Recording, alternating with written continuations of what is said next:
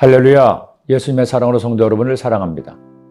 요즘 자주 매스컴에 오르내리는 기사가 있습니다.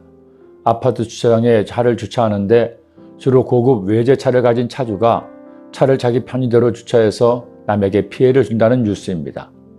그렇게 하지 말라고 하면 오히려 더 큰 소리를 내고 협박을 하기도 한다는 것이죠. 그런 뉴스가 나온다는 것 자체가 일상적인 것은 아니고 아주 극소수의 사람들이 하는 몰지각한 일일 것입니다. 그런데 이런 일이 뉴스가 되는 것은 그만큼 남에게 피해를 준 행동이 바르지 못한 것이라는 사회적 인식이 있음을 알려주는 반증이기도 합니다. 그러고 보면 제가 젊을 때만 하더라도 길거리에서나 동네에서 자주 싸우는 모습을 볼 수 있었습니다. 고래고래 고함을 지르고 싸운다든가 우통을 벗고 머리를 들이밀며 때리지는 못하면서도 서로 때려보려고 으름장을 놓는 모습도 자주 볼 수 있었습니다. 그러나 요즘은 이런 모습을 잘 보기 어렵습니다. 그만큼 사회적 의식이 고양되었기 때문일 겁니다.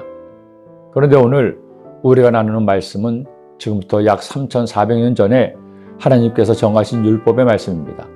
하나님께서 택하신 이스라엘 백성들이 앞으로 살아갈 동안에 이웃과 더불어 살면서 어떻게 살아야 할지를 알려주는 말씀입니다. 어제의 말씀에서는 사람들이 기르는 짐승에 관한 법이라면 오늘 말씀은 남의 것을 도둑질하였거나 해를 끼쳤을 때 치러야 하는 배상에 관한 법입니다.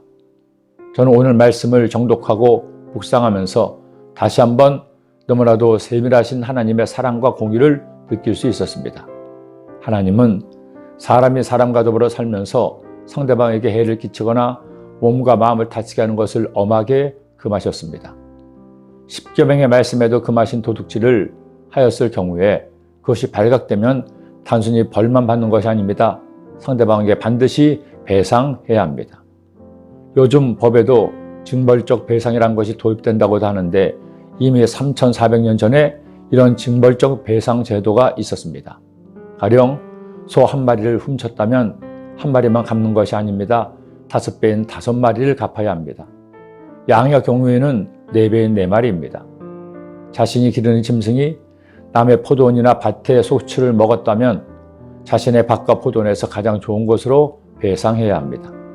남에게 피해를 주었을 경우 그 피해는 금전적인 것만 아니라 정신적으로 피해를 입혔으니 그 배상을 해야 한다는 것이죠.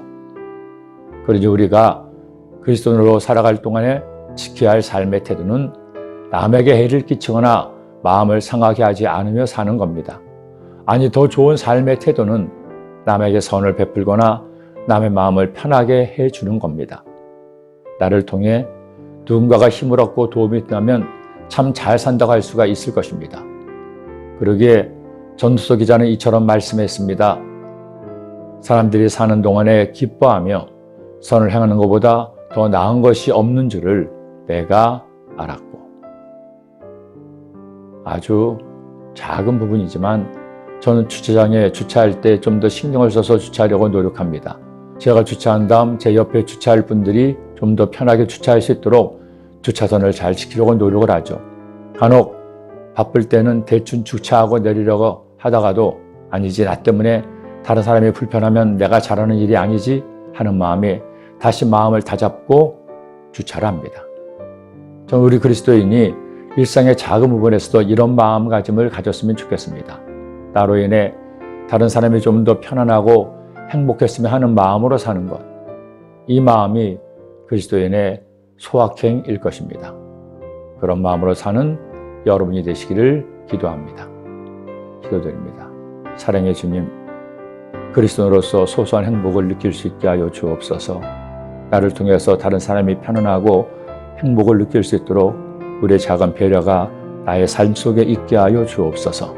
그렇게 남을 배려하고 존중하고 섬기는 하나님의 자녀들 되게 하여 주옵소서. 예수님의 이름으로 기도드립니다.